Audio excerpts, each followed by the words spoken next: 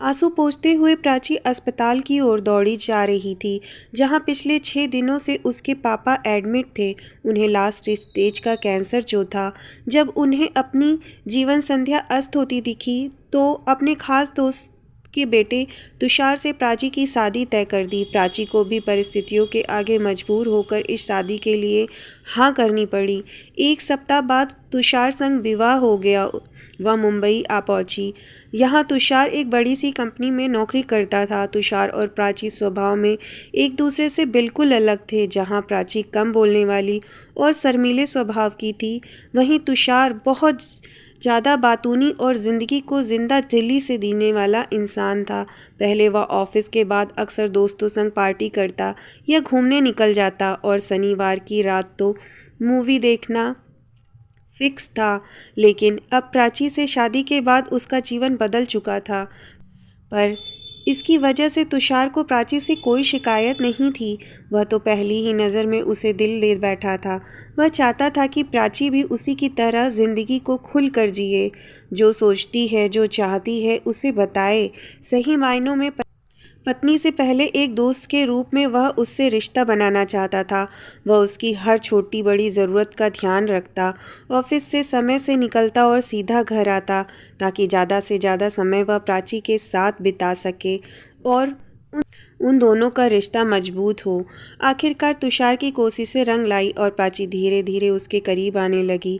तुषार अब प्राची को भी ज़्यादा चाहने लगा था। अब सही मायनों में दोनों पति पत्नी बन चुके थे। धीरे धीरे दोनों की शादी को 3 साल व्यतीत हो गए और उनकी बगिया में एक प्यारा सा फूल खिला, नन्ही सौम्या के रूप में। उन्हीं दिनों तुषार के पिताजी अपनी नौकरी से रिटायर हुए और समारोह में शामिल होने के लिए उन दोनों को भी जाना पड़ा। विवाह के बाद जब पहली बार वे दोनों परिवार से मिले थे, सब बेहद खुश थे। जिद करके तुषार की माताजी ने कुछ दिनों के लिए प्राची को वहीं रोक लिया। प्राची भी कुछ दिनों अपने पिता के पास रहना चाहती थी। आज प्राची अपने पिताजी से मिलने जा रही थी। रास्ते में वही घाट पड़ा जहाँ कभी उसने और शिवम ने एक दूसरे से प्रेम का इजहार किया था। इन 3 सालों में प्राची इस गलतफहमी में थी कि वह शिवम को भूल चुकी है, लेकिन पहला प्यार भुलाए नहीं भूलता। यहाँ घाट पर आकर उसे यह एहसास हो रहा था कि गंगा की कलकल करती लहरें, आसपास बहती ठंडी हवा अनायास ही उसे शिवम की याद दिला गईं और आखिरी मुलाकात की भी। इसी गंगा तट पर अक्सर वे दोनों घंटों बैठे रहते, एक दूसरे की नज़रों में नज़रें डाले, एक दूसरे में खोए हुए। किसी को कुछ कहने की ज़रूरत नहीं पड़ती, आँखों आँखों में ही दोनों की बातें हो जाती। उस दिन भी वहीं बैठे थे दोनों, पर आँखों की भाषा आँखें नहीं पढ़ पा रही थीं, क्योंकि आज उन आँखों में केवल आंसू थे। शिवम ने कभी नहीं सोचा था कि जिस गंगा मैया को साक्षी मानकर उसने और प्राची ने सारा जीवन संग बिताने की कस्में खाई थीं, आज वही पावन गंगा उनके विरह की मूक दर्शक भी बन जाएगी। रो रो कर दोनों की आंखें लाल हो चुकी थीं। अब मुझे चलना चाहिए, प्राची ने कहा और अपनी किताबें संभालते हुए उठ खड़ी हुई। शिवम ने प्राची का हाथ पकड़ा और कहा, फिर कब मिलोगी? शायद कभी नहीं। इतनी पत्थर दिल ना बनो प्राची। प्राची कुछ ना बोली, निरुत्तर हो खड़ी रही। बोलो प्राची, कैसे तुम इतना बदल गई? मेरी प्राची ऐसी नहीं हो सकती। फूलों सा कोमल मन था उसका, किसी की ज़रा सी भी तकलीफ़ बर्दाश्त नहीं होती थी उससे। तो फिर आज मेरी हालत देखकर तुम्हारा दिल क्यों नहीं पसीज रहा? क्यों तुम्हें मुझ पर तरस नहीं आ रहा? भला मैं कौन होती हूँ तुम पर तरस खाने वाली? मैं तो इतनी बदनसीब हूँ कि खुद पर भी तरस नहीं खा सकती। तो मना कर दो ना इस शादी के लिए। एक बार कह कर तो देखो। तुम कहो तो मैं बात करूँ तुम्हारे पापा से। नहीं नहीं शिवम, ऐसी भूल कभी मत करना। मैं नहीं चाहती कि ऐसी मुश्किल समय में, जब उनके जीवन का कोई भरोसा नहीं, मैं पापा को इतना बड़ा दुख दूं। और जो दुख, जो दर्द तुम्हें मिल रहा है, मुझे मिल रहा है, वो हमारा 4 सालों का रिश्ता, यह प्रेम गंगा किनारे इन सीढ़ियों पर बिताए अनगिनत घंटे, वो हज़ारों अनकही बातें, वो एहसास भुला पाओगी तुम? बस करो शिवम, मेरा जाना इतना मुश्किल मत करो। मत बनाओ मुझे इतना कमज़ोर कि मैं एक प्रेमिका के सामने एक बेटी की हार हो जाए। प्राची बोली और अपनी किताबें अपने सीने से लगाए वहीं खड़े फवक फवक कर रोने लगी। शिवम का दिल तड़प उठा उसे यूं रोता देखकर। प्लीज़ प्राची, तुम मत रो।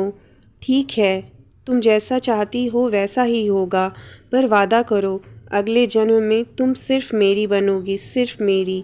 प्राची शिवम को उसकी दर्द और आंसुओं से भरी आंखों को देखती रह गई और चल पड़ी अपना फ़र्ज़ निभाने। आज भी प्राची उन्हीं सीढ़ियों पर बैठी है जहां उस दिन शिवम के साथ बैठी थी। अचानक उसे याद आया कि घर पर पापा इसका इंतज़ार कर रहे होंगे। वह घाट से उठकर वापस जाने को मुड़ी कि सामने से कोई आता दिखा। थोड़ा पास आया तो प्राची चौंक उठी। यह तो शिवम था, लेकिन प्राची को देख नहीं पाया शायद। वह चुपचाप वापस चली आई और साथ में चली आई उन दोनों के साथ बिताए लम्हों की तमाम यादें भी। रात भर वह उन्हीं यादों को में खोए करवट बदलती रही। सुबह अजीब सी उलझन में थी, समझ में नहीं आ रहा था क्या करे क्या ना करे। जानती थी कि सही नहीं है, लेकिन फिर भी एक बार वह शिवम से मिलना चाहती थी, उसे बताना चाहती थी कि लाख कोशिशों के बाद भी वह उसे भूल नहीं पाई है। वह खुद को ना रोक पाई और चल दी घाट की ओर, इस उम्मीद में कि शायद शिवम मिल जाए। बस एक बार वह कार से उतरी, नज़रें इधर उधर दौड़ाई, कहीं कोई नहीं दिखाई दे रहा था। मन थोड़ा उदास हो गया। भारी कदमों से वह घाट पर पहुंची तो सीढ़ियों पर बैठा एक शख्स पास पड़े पत्थर में पानी फेंक रहा था। आज भी वही आदत है ना तुम्हारी? तुम आ गई प्राची, मुझे यकीन था तुम ज़रूर आओगी। देखो, इसलिए मैं रोज़ यहाँ आकर तुम्हारा इंतज़ार करता था, और देखो आज मेरा इंतज़ार ख़त्म हुआ। क्या करती मैं, तुम्हारे बिना नहीं रह पाई। और झट से जाकर शिवम के गले लग गई। दोनों ने कसकर एक दूसरे को गले लगा लिया और बरसों से जमे आंसू पिघल कर आँखों से बह गए। कुछ पल बाद प्राची ने अपनी आंखों से आंसू पोंछा तो सामने एक धुंधली सी छवि दिखाई दी। तुषार यहाँ। तुषार को देखते ही वह सकपका गई, जैसे उसने कितना घिनौना अपराध किया हो। तुषार को पता चला तो इस कल्पना मात्र से ही वह पसीना पसीना हो गई। अचानक से उसकी तंद्रा टूटी, लगा जैसे किसी स्वप्न से जागी हो। शिवम अभी अभी भी वहीं बैठा पानी में पत्थर फेंक रहा था। प्राची की रुलाई फूट पड़ी, दौड़ी दौड़ी वापस आई और कार में बैठ गई। मुझे माफ़ कर देना शिवम, एक छोटी सी मुलाकात भी ना दे पाई मैं तुम्हें। कितनी स्वार्थी हूँ मैं ना, पर जैसी भी हूँ तो तुम्हारी ही। प्यार करना, एहसासों को महसूस करना तुम्ही ने तो सिखाया है मुझे। तुम हमेशा मेरे दिल में, मेरी आत्मा में बसे रहोगे।